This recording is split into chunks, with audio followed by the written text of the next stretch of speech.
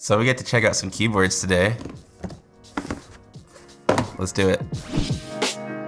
So you may know Montech as a budget PC case or power supply builder, but they also started doing keyboards recently and sent us over some. So a lot of you have been asking where's a good starting point for getting into keyboards, and I didn't really consider just getting an out-of-box keyboard until these came into the office. So this is the Montech MKey TKL, and the bigger brother is the Montech MKey. They come in two colorways. This one's gonna be called Darkness, given because it's a dark color theme, and the opposite one is gonna be called Freedom, which is a lighter color theme. So in the box, apart from the respective keyboard, you get a flash card to let you know what features are built into the keyboard, and it'll also tell you the shortcuts for different functions if you ever want to reach those. You get a keycap holder and a combo with a key switch puller, USB-C braided cable, an extra set of keys. I would call these novelty keys. They mentioned them as Osaka themed after Osaka Castle. Your options for switches that you could get with the board are currently in a linear yellow or a tactile brown and a tactile red coming in the future. Another feature that got me psyched up about it was that it's hot swappable and they are pre-lube switches.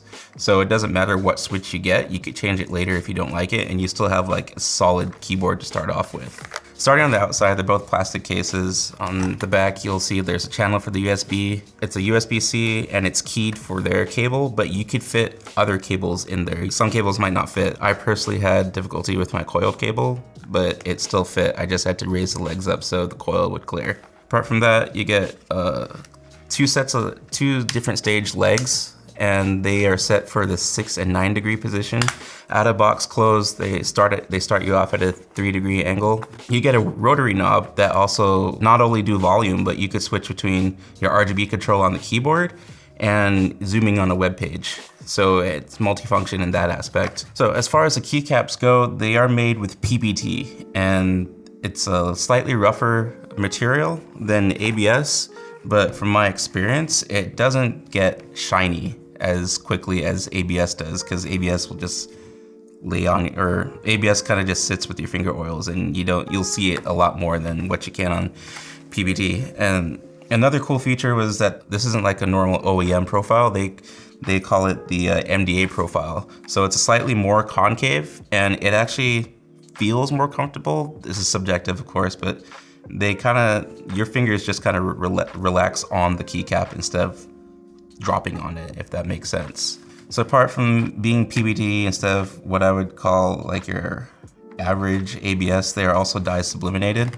To my understanding, it's a little bit more, it stands up to wear a little bit more, and it looks a little bit cleaner as far as the sharpness on the edges of all the symbols and lettering you put on it. So going on the inside of it, they actually give you what I think is a generous amount of silicone dampening.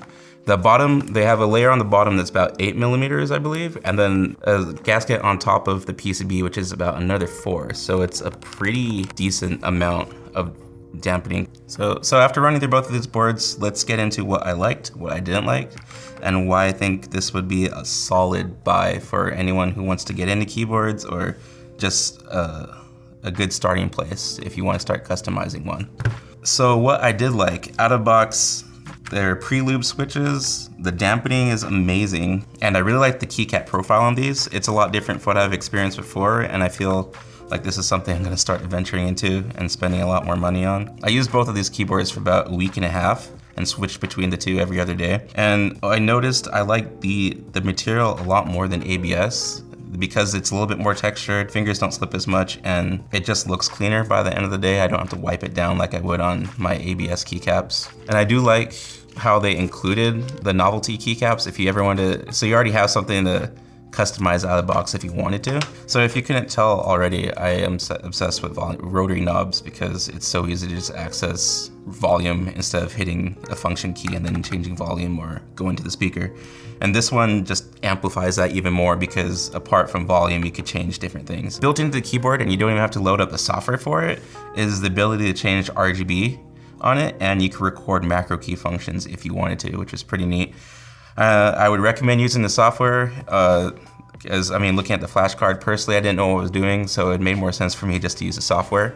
And also in the software, you could individually light certain keys instead of just going with a set RGB mode. Another neat function they packed into this board was the ability, they call it the boss mode button, function in F12. It will bring you back to your home page or your desktop whenever someone's coming around. Do with that information as you will. And apart from like the Windows lockout key, they have the MKey rollover, or basically it'll read several keys at once. So if you're playing a fighting game, which I don't recommend using it on a keyboard, but you could do it. You could push multiple keys at once and get the combos that you need. For the selection of keyboards they did send us, the MKey came with the Gatoron browns, so these are the tactiles, and then they gave us the Gatoron yellows in the TKL. And between the two, I actually shocked myself. I think I like the browns a little bit more because I am house linear. Maybe I'm meant to walk both paths and like both sets of keys instead of having a favorite.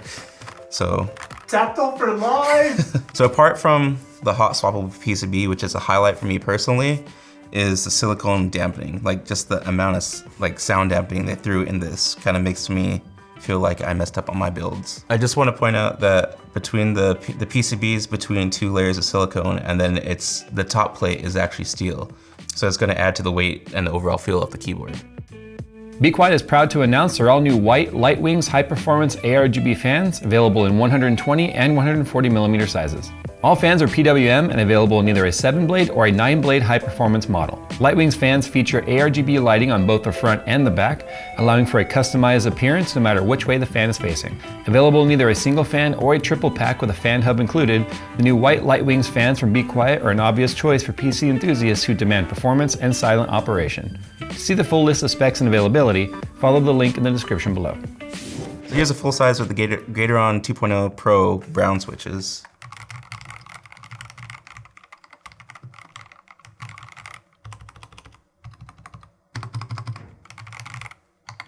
And then we'll go to the MKey with Gatoron yellows.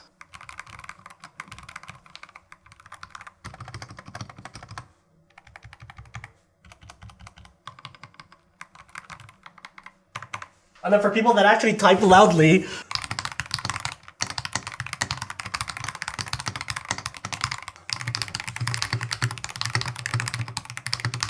God, it just sounds so solid.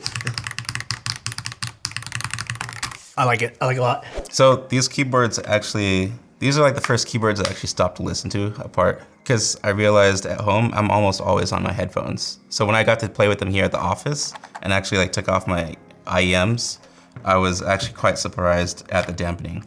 Now, some things I didn't like were, for an RGB board, they didn't give us shine through keycaps. I mean, it's gonna be subjective at this point, but I would have preferred to see some amount of shine through so they could highlight, hey, we built a keyboard, but with RGB, we might as well let you see the RGB instead of just having it underglow from your keycaps. Another thing that would stick out to me is the colorways. They don't have like your standard black and white keyboard. They went with like a red and a blue keyboard. So it's gonna probably affect some people's purchasing options because they already have a setup that revolves around a certain color, or they just wanna be able to have more options, which I think gray, white, or black kind of goes with any color. But the closest you're probably gonna get to with any dark color would be the darkness theme, and you can just change out the keycaps to support it. Granted, the bottom's red. It looks great as like a standalone keyboard, but unless your theme doesn't revolve around these colors, it's probably gonna stick out to you and it might bother you. Another thing to nitpick about for me was the software was on the website, but it was a mega NZ link. So I was super skeptical about it at first. And then I mean, I had to try it, so I downloaded it and it turned out to be the software I expected. But hey, the software works. It did what it, like, after I got through the windows, hey, this doesn't look safe. I installed it anyways, and it did what it's supposed to do. I didn't really have any hangups or qualms about it. So a lot of you are probably now thinking, how much is this gonna cost? Well, that's the best part. The TKL is $89.99, and the full-size keyboard is coming in at $99.99. So for entry level, I think it's a super solid purchase. And I would probably buy one for a friend just to get him into keyboards, because if they don't know what switches to start with, You already have a linear, a tactile. They also said they have Gatoron reds coming down the line sooner, but for now they're only offering the linear yellows and the tactile browns as a choice. And you could get either of these boards in either colorway. So you have a little bit of options and a little better of a starting point. I think it was good on them to give you a full size and then just drop down to what I would consider a 75% board, because you're still gonna access most of these keys. And if you're still starting out, you kind of want to be able to access all your keys without having to figure out how to go through which layers, depending on the keyboard, like the different function layers and whatnot. Another subjective thing is that this profile of the board is already a little high. I did use the stands to tilt it all the way up just so I have a little bit more clearance. But compared to my past boards I've used, this is probably one of the tallest ones I've used. It took a little adjusting to, but it wasn't anything that was annoying to get over. So this means that depending on your preference, you might want to use a wrist rest.